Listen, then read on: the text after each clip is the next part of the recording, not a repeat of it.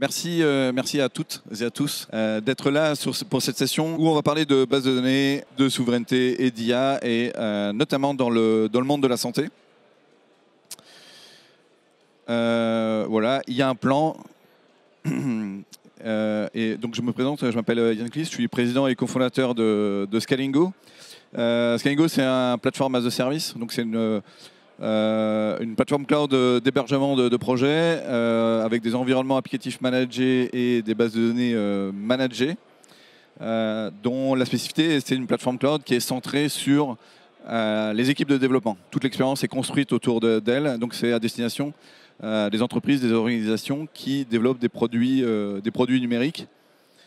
On va le voir, donc on utilise nous-mêmes l'infrastructure de Scale. On est certifié, on va voir ça dans les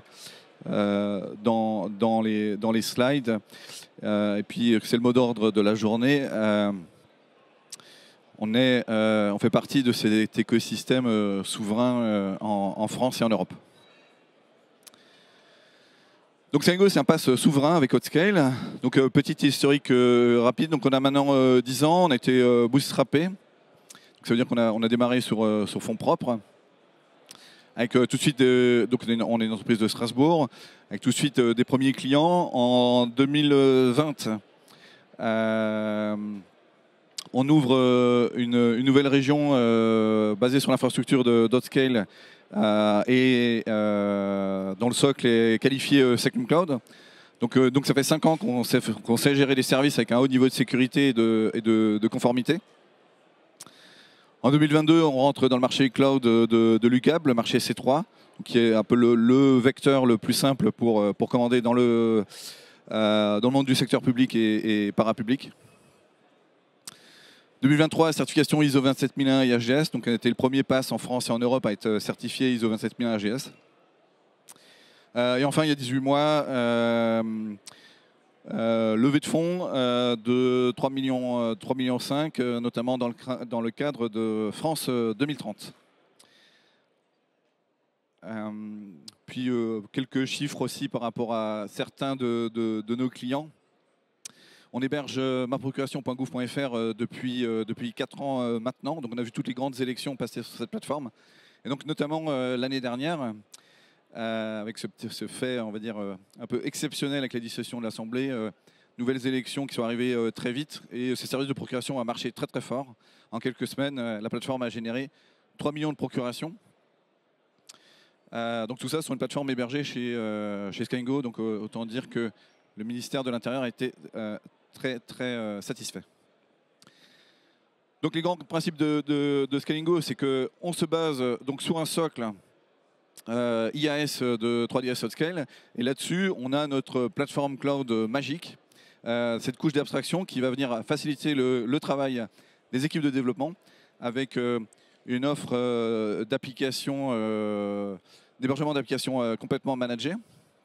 Donc avec un haut niveau d'abstraction, très simple à prendre en main, et une offre de base de données managée dont on va rentrer un peu plus dans le détail. Donc tout ça certifié ISO 27001 HDS et sur un socle Sectum Cloud.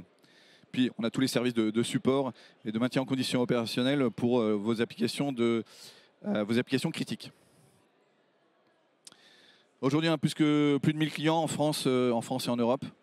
35 000 utilisateurs et 10 000 bases de données managées. C'est la base de données dont on va pas mal parler aujourd'hui durant ce talk. Donc on va revenir un peu sur pourquoi on est souverain ou comment est-ce qu'on est souverain. Alors premièrement, on est au-delà d'être souverain, on est conforme. Donc on est certifié AGS sur les 6 niveaux. Parce que notamment on gère complètement les bases de données pour vous, donc y compris au niveau des sauvegardes, automatiques.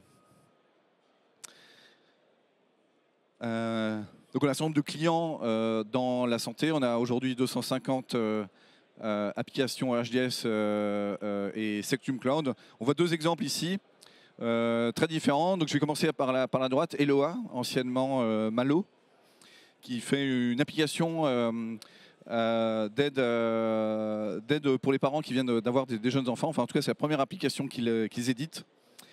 Ils sont notamment disponibles sur Mon Espace Santé. Donc, c'est une des premières applications à avoir été dans Mon Espace Santé, donc de la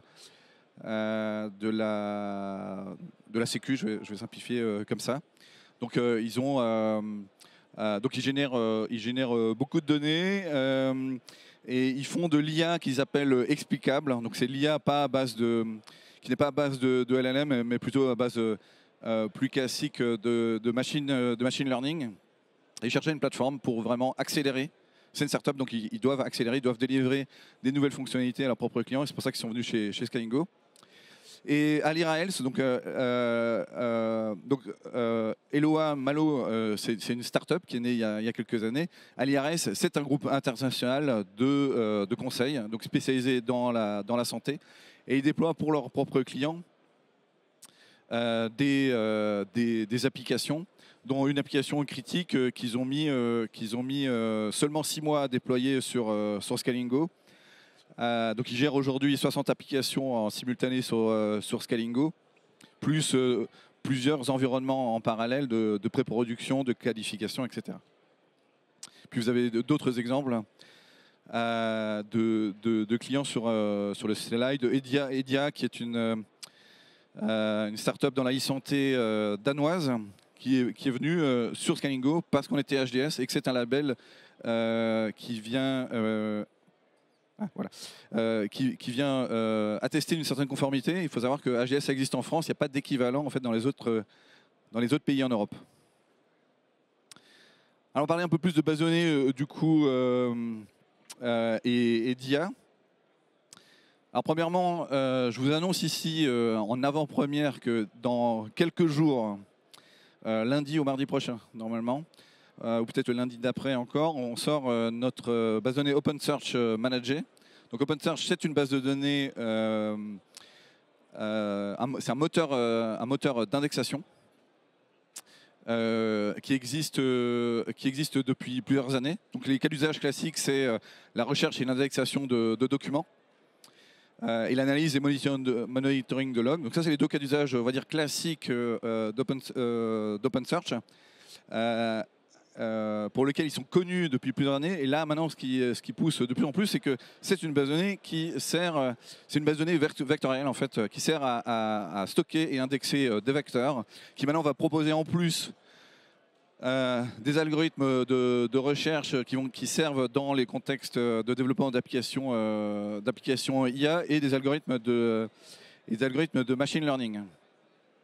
Donc cette base de données, elle fait partie de notre globale de bases de données managées, qui sont toutes des standards open source. Donc ça, c'est un vrai différenciateur. On propose des bases de données complètement managées, qui sont complètement open source, qui sont inchangées par rapport à la version que vous pourriez télécharger. Donc on adhère à ces standards. C'est complètement scalable sur toutes les dimensions. Hautement disponible, et puis comme je disais, on est HDS sur les 6 niveaux, donc on gère aussi les backups et pour certaines bases de données du point in time, donc on sait revenir à lundi matin à 9h36, je peux revenir remettre l'état de la base de données dans cet espace-là.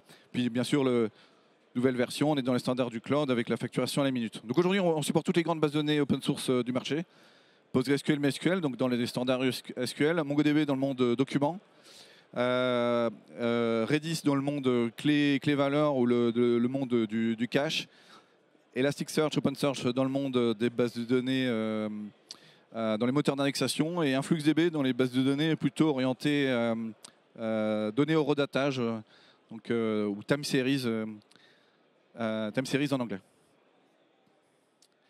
Alors on va aller, c'est mon dernier slide, on va parler un peu plus d'OpenSearch dans le cadre de l'IA et notamment de l'IA en santé.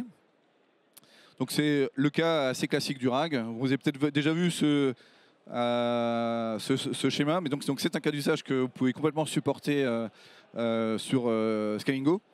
Donc en général, on va partir des données de données brutes. Donc ça peut être des données textuelles, des données peut-être structurées qui viennent d'une autre base de données.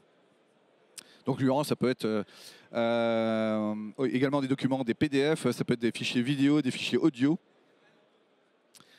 Vous allez passer par une première phase donc programmatique où vous allez découper ces données ou fragmentation, découper ces données. En anglais, on dit chunk. Vous allez découper ces données en petits morceaux.